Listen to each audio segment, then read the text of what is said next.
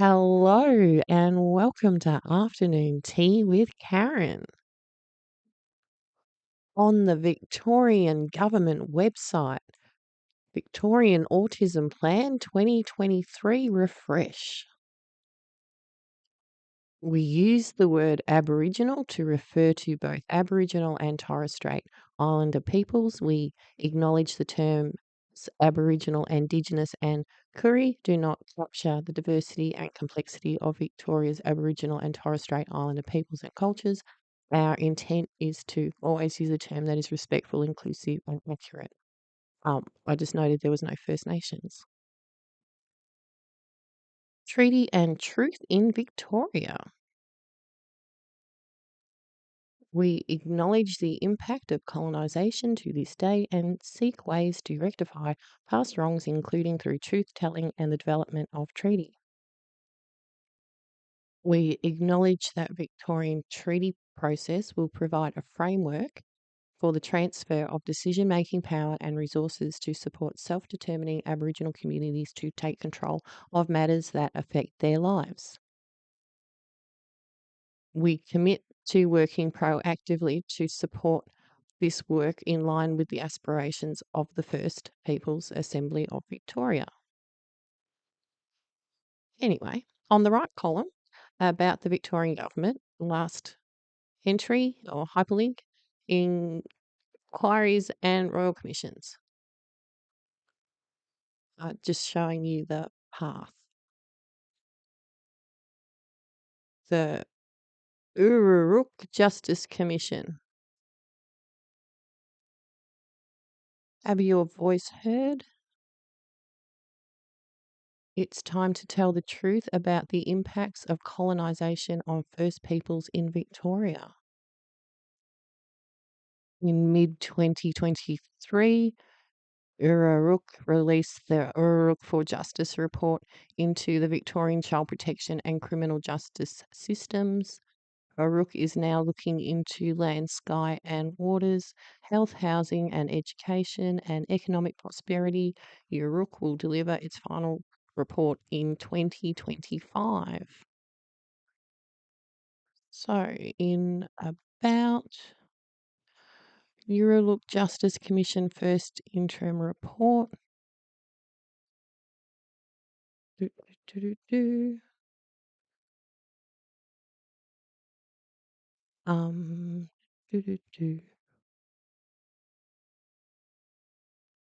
This is 445 pages long. So I just want to point out to self-determination, because that's been in the news recently.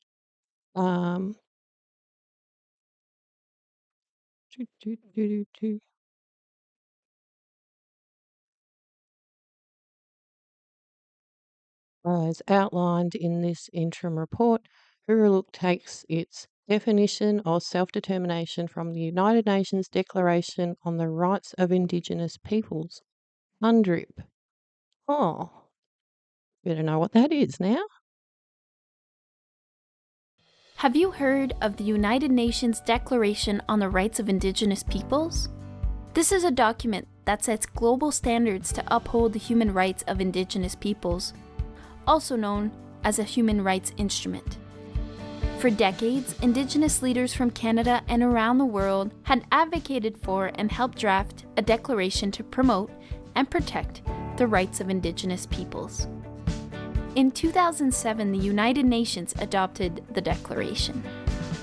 This declaration sets out a broad range of human rights. For example, it affirms such rights as the right of all Indigenous peoples to self-determination and self-government, to decide what is best for their communities and to participate in decisions that affect them, the right to have their treaties and agreements honored and respected, the right to use and teach their languages and histories and to practice their cultural traditions and customs, the right to access social and health services without discrimination and to improve their economic and social well-being, the right to be free from any kind of discrimination and to live in peace and security as distinct peoples. In Canada, the Declaration is a roadmap for the shared journey of reconciliation, one that respects the human rights of Indigenous peoples. To learn more about the Declaration and how Canada is working with Indigenous peoples to implement it, visit canada.ca/declaration.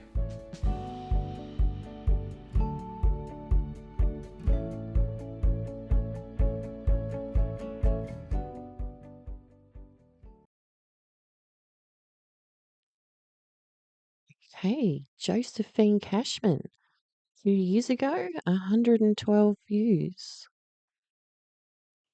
Good evening, everybody. I'm Josephine Cashman, and I'm coming from beautiful Broken Hill.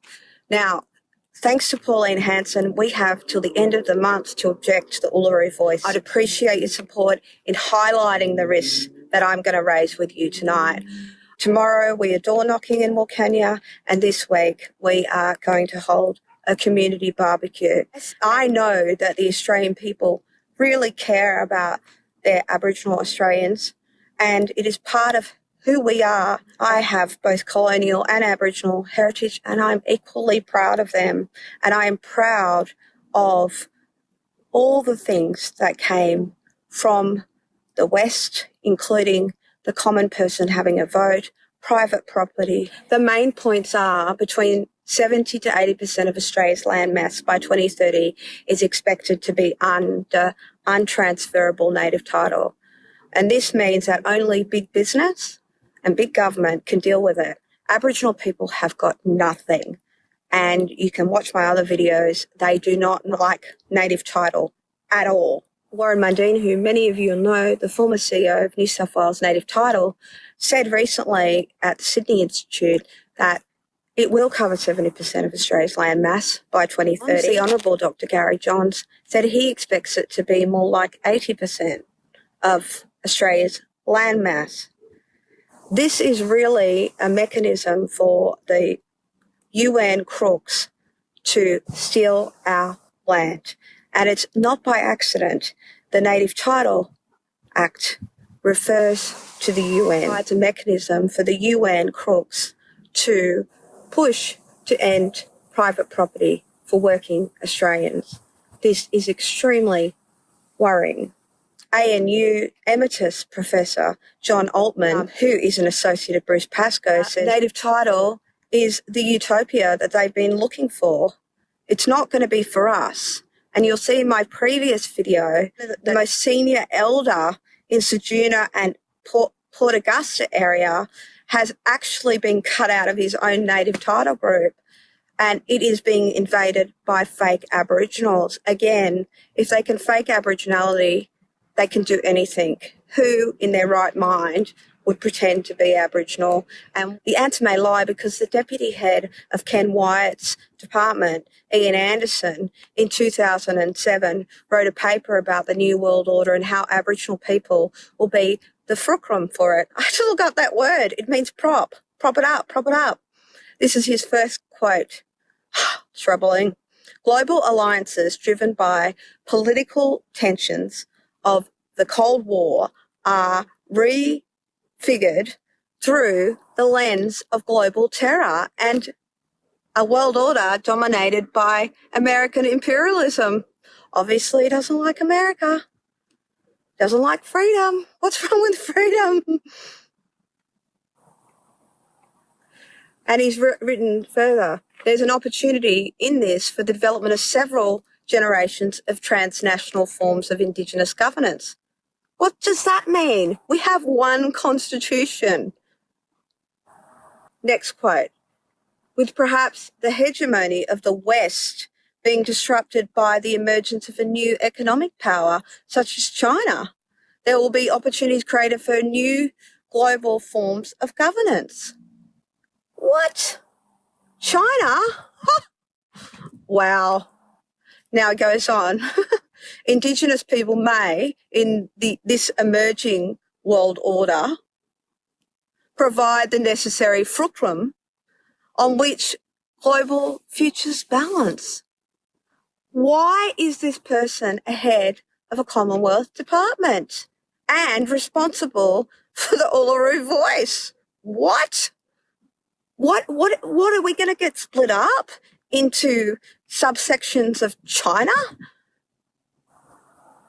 This person is closely associated for many years with Marcia Langton, who has never denounced her Communist Party roots. She's quite high up. Why is this person running a Commonwealth department? On another note, I look forward to seeing you later in the week. And I did this video because there may be disruptions, because the internet reception is woeful in these areas. I wonder why. It's not good enough. The way we're being treated is not good enough.